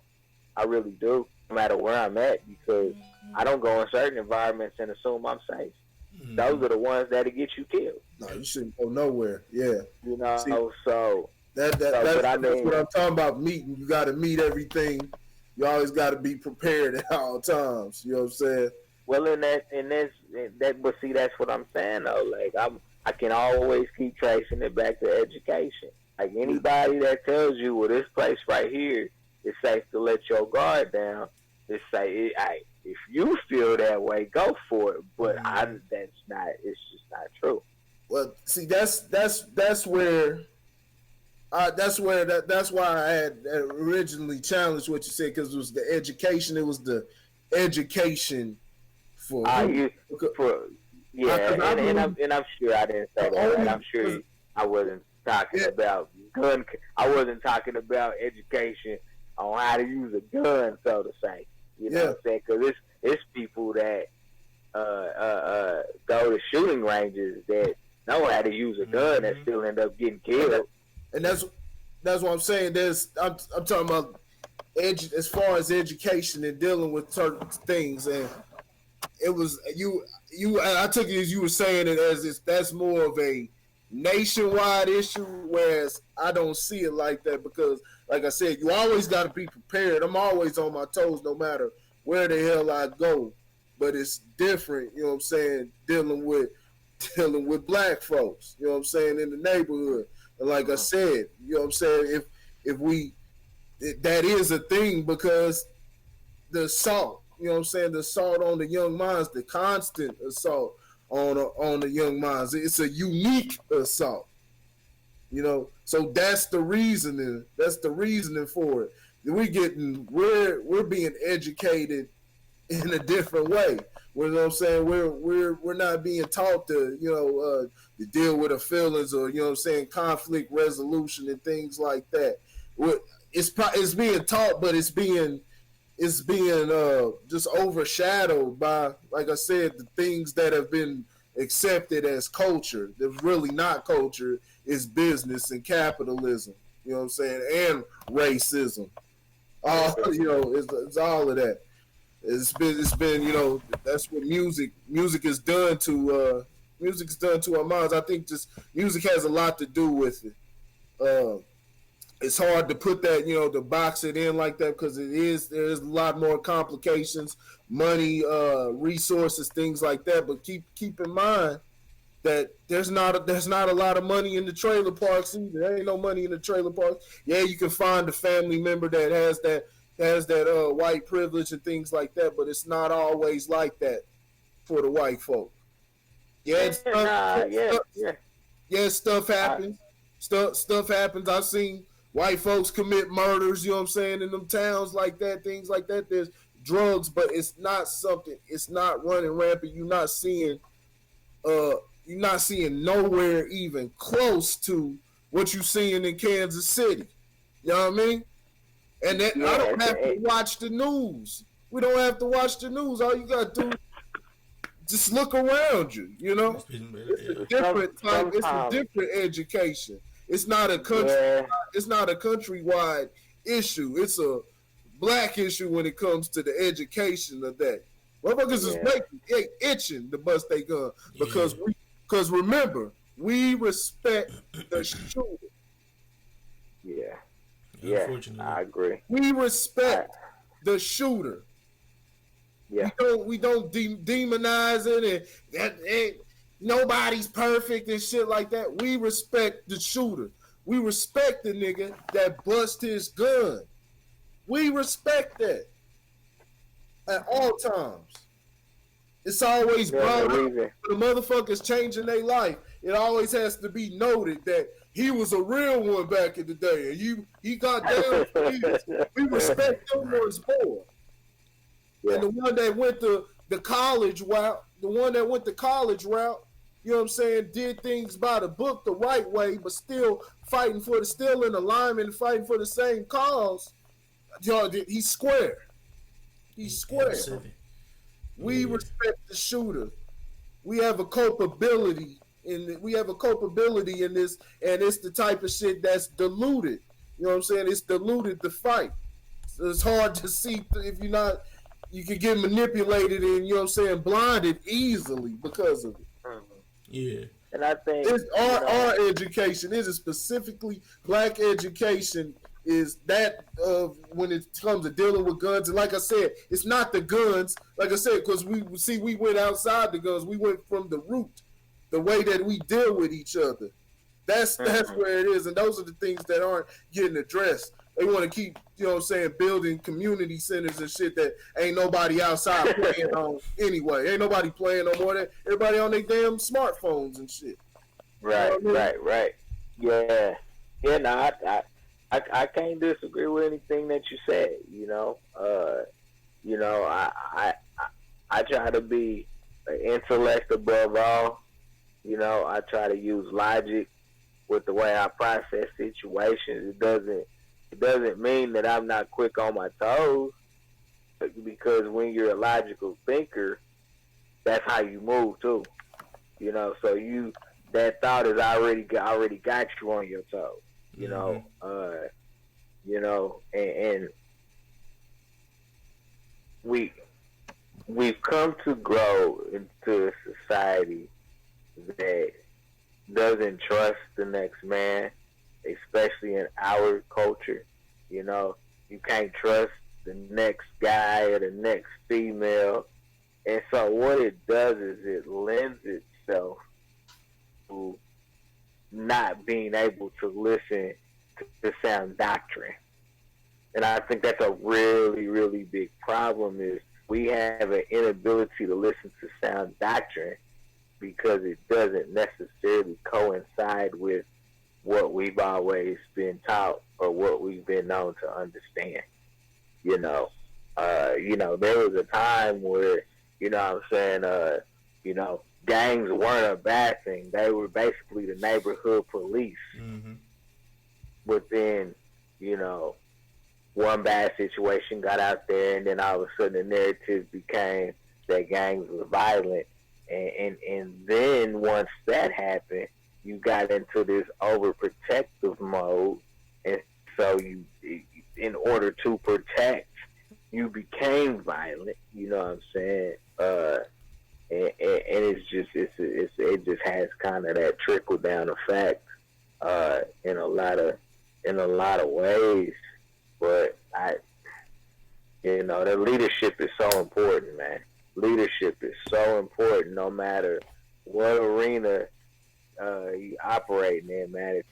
If you have poor leadership, shit gonna leak from everywhere that it can leak from, you know.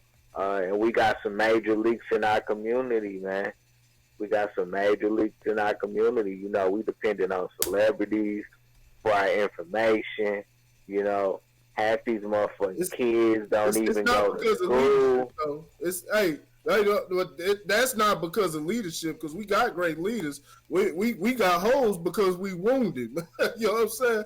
It's like when Bugs Bunny drink the water and you know, we get shot up like you said, and the water start pouring out his stuff. You know what I mean? So we trying to patch up the holes. We got the wrong type of healers. we got the healers. We got the healers too. We got the right type of healers. Don't get it wrong. We got the people. We got a lot that's going on in our community, but we got some brilliant fucking people. Yeah, we do. We got some brilliant black folks on this planet. Just here in America in general, we have brilliant people that you know what I'm saying, that you know what I'm saying, intelligence, you know what I'm saying, you seeing it here, you know, you seeing it here, but even, you know, other places, it's all throughout America. We got brilliant minds, you know what I'm saying, especially because of what we've been through. You know, we just, there's brilliant minds on the streets. Talk to some of these guys. We just assume that, you know what I'm saying, the street cats and they, you know, they're uneducated and dumb. There's some brilliant, absolutely brilliant minds because, like I said, it takes pressure and it takes fire, you know what I'm saying, to turn a rock into a diamond, you know? And that's what we breed a lot, you know what I'm saying? Like I said, a lot of people get broken by it. When you put that type of struggle and have that type of pressure put onto you, it can either break you or it can make you great. And we make a lot of greats. I agree. Yeah, we make a lot of greats. Not reported effectively, but I agree. Yeah. We're just wounded. We're that damn wounded. No group has ever, you know what I'm saying, no group has ever endured this in the history of life. No other group. We have a unique struggle. We are wounded. We are. We have the healers. We have the healers. We have everything. We got the people working to patch it up, but we are wounded. What was you saying? We need to continue. No. I want to continue this discussion, but not tonight, but just in a different way, because we started to go down a different rabbit hole. You know what I'm saying? This conversation started. We're talking about assault rifles, and we've gone to it. We've gone. Well, we didn't really veer left. You know, it's just a different approach to the topic. As you know, we're trying to make it relatable to who we are. But I think we've gone down a rabbit hole that really, really, truly needs to be talked about. It truly needs to be talked about, because this is a whole nother rabbit hole, but it's so important to the healing process. You know what I'm saying? What does the doctor say when you go to a hospital or whatever, you know? Tell me your pain from 1 to 10, you know what I'm saying? You're 2, you're 9, you're 12, you know what I'm saying? And so we got some people that are 20. You know, where's your pain? You 1 to 10, Doc. I'm at a 20. You know what I'm saying? And okay, well, we gotta figure out how to fix that. Mm-hmm. You know, at least let me try to get you down to a 10. You know, so, but we gotta have this dialogue, and it goes back to how we started this podcast with you gotta have more conversation. You know, everybody's faces is glued to a cell phone or an iPad or whatever the case may be. So I don't have no problem with that. I'll meet you there. Like, I'll meet you there. If you glued to your phone, tap into this. If that's what you do. You know what I'm saying? Tap into this, you know, because we can't just sit here and say that this next generation is they're screwed because they're so tech savvy. Number one, they're not tech savvy. You know what I'm saying? That's number one. But number two, and more important, is that's the world they were fucking born into. You can't blame these kids for, you know, being so attached to the internet, because that's the world they was born into. You know, I remember when I was in fucking grade school, and the computers it just really become a thing. You know what I'm saying? That was back in the 90s. This is motherfucking 2019. The world has changed. So instead of going back instead of trying to go backwards, we need to figure out how to go forward, is what I'm trying to say. Instead of going backwards, I wish it was like it was back in the day. Well, that's stupid. We need to continue to always position ourselves to be moving forward, because moving backwards is really how we continue to stay wounded in a lot of cases. Because we keep trying to go backwards, and that's not what we need to be doing. We need to be going the other direction. Always going the other direction. I agree. But yeah, we're gonna have to get off this horse, man, because we be on this motherfucker all night talking about this shit. It's the correlation with the original story is do not give up. Don't give up your damn gun rights, no matter what. Deal with it's like Lauren said. You know what I'm saying? When we talked about it a few weeks ago, got to deal with the mental health of people. That's the only thing you do. Deal with the mental health. Other than that, you can't take the guns, because the criminals, and I'm talking about that goes further than just people you see running around the streets. I'm talking about the criminals in D.C., the criminals in the United Nations. The criminals are still going to be able to have access to their guns. Mm-hmm. They're going to still have access to their guns. Yeah. My last thing on this is, man, I just got a quick question. Have y'all looked at the stars lately? The stars? Yeah, have y'all looked at the stars lately? No. I try to every now and then. I look up to see if I can find a UFO or some shit. You know, Bruh, I can see ET. Bro, this morning, this is the first time in like forever that I've ever looked up at the stars. First time in forever, because my head's always on a swivel, and I was just like, damn, this shit is beautiful. Then I had to put my head back down and get ready to go to work, because I was like, real life time. But I was like, shit, that's crazy. Soaking in. What it do for you, though? You said soaking what? in your environment. You know, I was born like that. Like, just, that's why I view Kansas City. A lot of people say Kansas City is dirty and all that. I think Kansas City is one of the most beautiful cities on planet, you know what I'm saying, planet Earth. It's one of the most beautiful cities I've been to.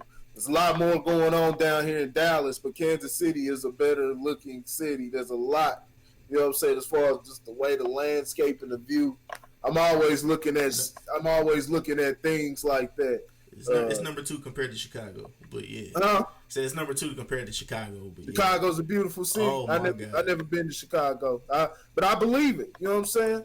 Oh. And see, we got to see. You know what I'm saying? Got people We don't Chicago, own we coming to anything, tour. but we don't own anything, but at least take pride in the areas that we dwell in, to the best we can, and what I'm saying, and understand what we got. And you go downtown, go through, what I'm saying, Prospect, Truce, what I'm saying, all down in the city, man. That stuff is beautiful.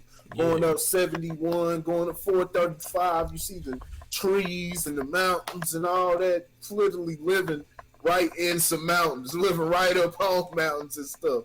Like, it's a beautiful view. It's beautiful at night, the weekend. Like, I'm telling you, Kansas City is a beautiful fucking place, but you never see that if you know what I'm saying.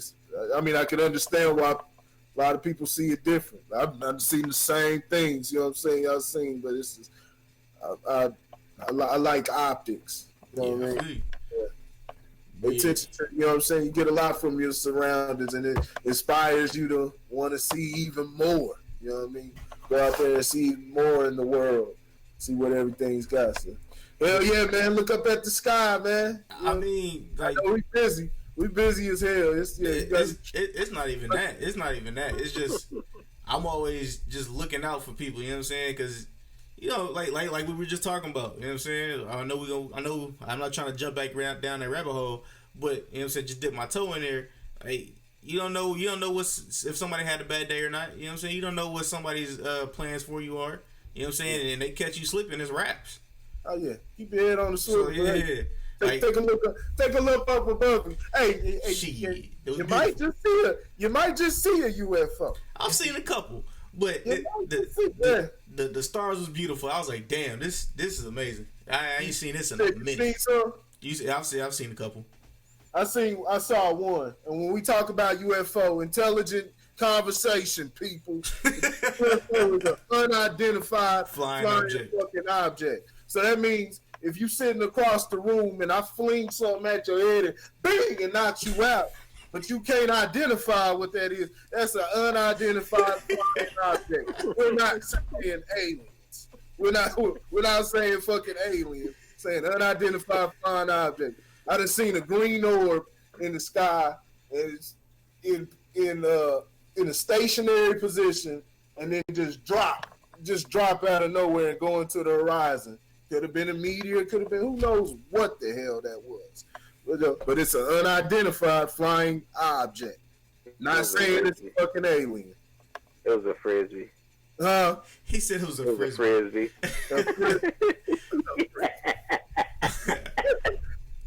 All right, who wants to take us out? Man, I'll take us out, man.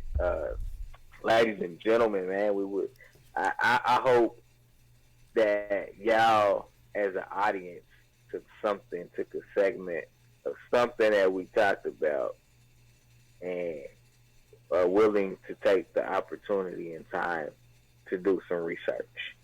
We sit up here before you week after week, and we speak from our thoughts, how we feel. It's not saying everything is 100% true. This is just our cool perspective on these different topics.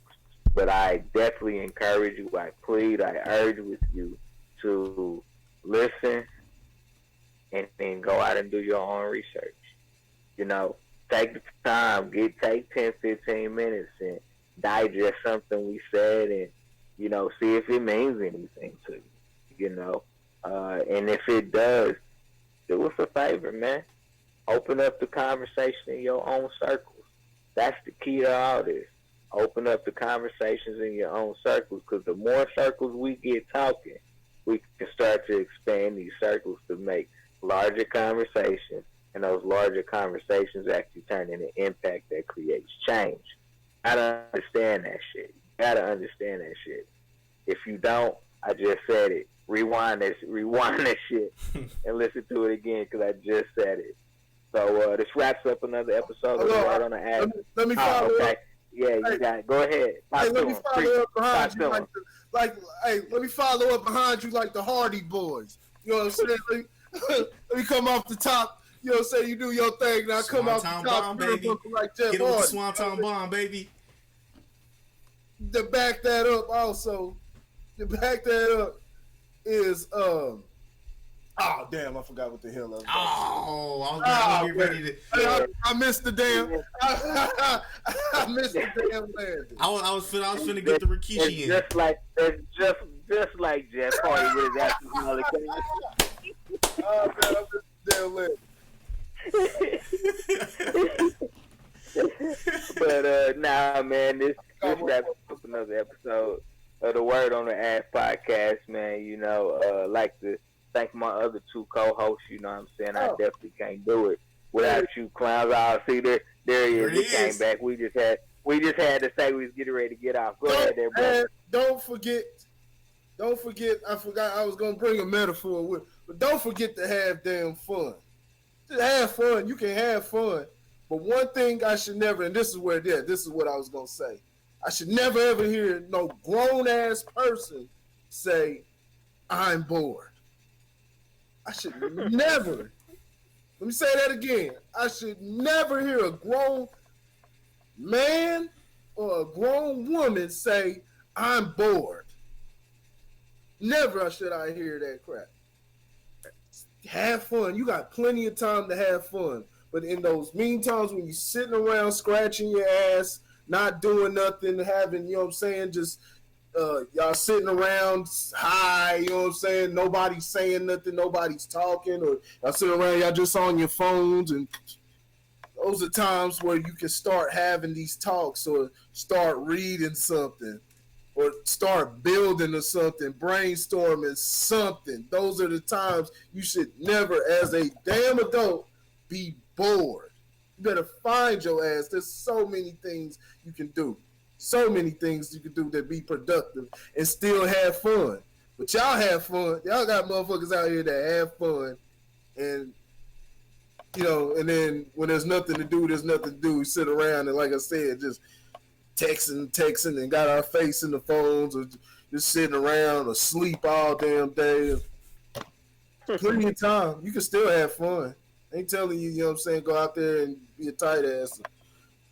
Nah, that's all I gotta say. Yeah, so I came off the top rope eventually, you know what I'm saying? He's like, oh. We watched it, but we did like they do there. We made it work. You know what I'm saying? We improvised. I should never hear no grown person saying I'm bored. Hey, what you got for us, man? Only thing I got for you guys is to don't hesitate, man. No, even though you have to deal with certain people, just don't hesitate, bro. If you gotta pull that trigger on pull that trigger by yourself. You gotta pull that trigger by yourself. I thought you said. I thought you said saying you gotta pull that trigger on yourself. We do not condone suicide. But on that note, man, let's just go ahead and count it out. 1, 2, 3, man. That's a victory. That's all we gotta say. We out, man. Peace. Don't do like Chris Benoit. You know what I mean?